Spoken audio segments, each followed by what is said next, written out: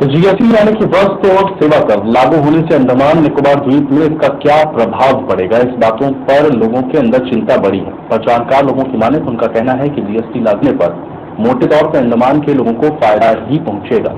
GST लागू होने के बाद अलग अलग जगहों पे शुल्क या चुंगी नहीं देकर सिर्फ एक जगह पे जीएसटी देना पड़ेगा। इस सिलसिले में जब हमने अंडमान चैम्बर ऑफ कॉमर्स के अध्यक्ष गिरीश अरोड़ा से बातचीत की, उन्होंने भी ये माना कि जीएसटी अंडमान के लोगों के लिए मोटे तौर पर लाभदायक ही हो।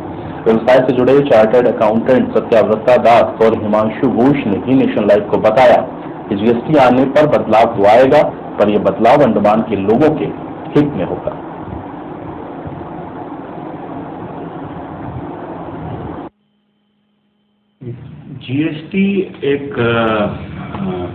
जीएसटी जो होगा अंडमान में वो सारे टैक्सेस को कवर करेगा, एक्साइज, वैट, सीएसटी, ऑक्ट्राई और सर्विस टैक्स, इन सबको कवर करके एक सिंगल पॉइंट टैक्स बन जाएगा जीएसटी। और इससे बेनिफिट ये होगा कि एक ही एजेंसी को टैक्स पे करना पड़ेगा और मल्टीपल टैक्सेस आपको नहीं पे करना पड़ेगा। कुछ प्रोडक्ट्स पे प्राइजेस कम हो जाएंगे और कुछ पे थोड़ा सा प्राइजेस बढ़ सकता है। और मोर और लेस जनरली ये है कि आज आप एक्साइज ड्यूटी पे करके, वैट या सीएसटी पे करके गुड्स लेके आते हैं और लोकली आप ऑक्ट्राई पे करते हैं, बट ये सब हटके आपको सिंगल जीएसटी पे करना पड़ेगा। तो most of the item single goods के अलावा में आपका रेट कम हो जाएगा। और पेट्रोलियम और अल्कोहल जिसका ऑक्ट्राई कंटिन्यू रहेगा, उसमें एक्साइज ड्यूटी भी कंटिन्यू रहेगा, उसमें मेरे को अभी लगता है कि प्राइजेस ज्यादा वेरी नहीं करेंगे। ओवरऑल जीएसटी अंडमान के लिए बेनिफिशियल होगा। गुड्स सर्विस टैक्स है जो ये है डेस्टिनेशन बेस्ड टैक्सेशन सिस्टम। ये डेस्टिनेशन बेस्ड टैक्सेशन सिस्टम में ये है अंडमान है कंज्यूमर मार्केट, जहाँ पे कोई मैन्युफैक्चरिंग नहीं है, हम लोग एंड यूजर है।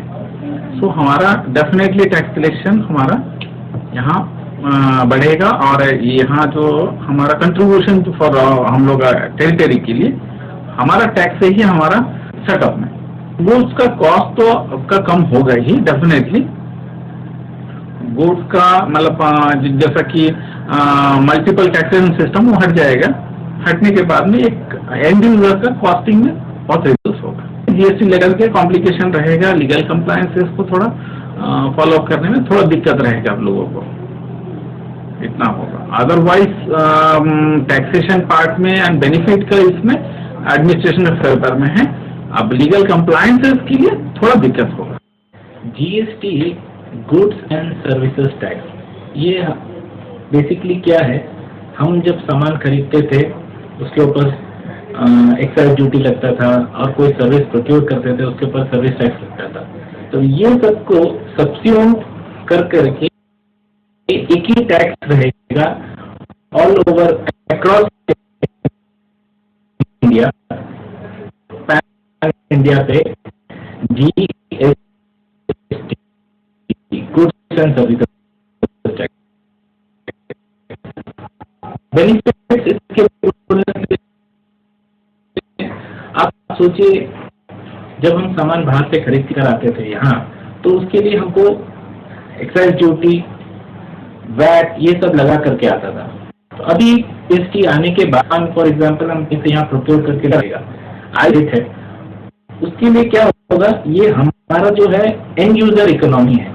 हम जब गुड्स चेन्नई से खरीद के लेकर आएंगे, यहाँ जीएसटी लगकर आएगा, वो रेट जो है नेचुरली आपका वैट और एक्साइज ड्यूटी से कम हो, उसके हिसाब से हमको चीज कम रेट में मिलेगा।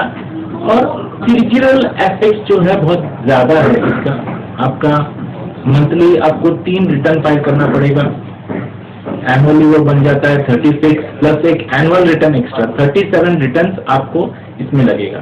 नेट कनेक्टिविटी जो प्रॉब्लम है वो तो एग्जिस्टिंग है, वो जब तक सॉल्व नहीं होता ये प्रॉब्लम चलते रहेगा। लेकिन एज ए कंसल्टेंट मेरे लिए और एज ए कंज्यूमर के लिए उनके लिए बेनिफिशियल इसलिए है कि ट्रांसपेरेंसी बहुत है। तो ये बोल नहीं पाएगा ये टैक्स लग गया, ये टैक्स लगा, ये रेट इसलिए आपको आ रहा है। एक रेट में जो आप जो लेकर आएंगे वो रेट में बेचना है, आपका प्रॉफिट मार्जिन ऐड करके वो क्लियर है।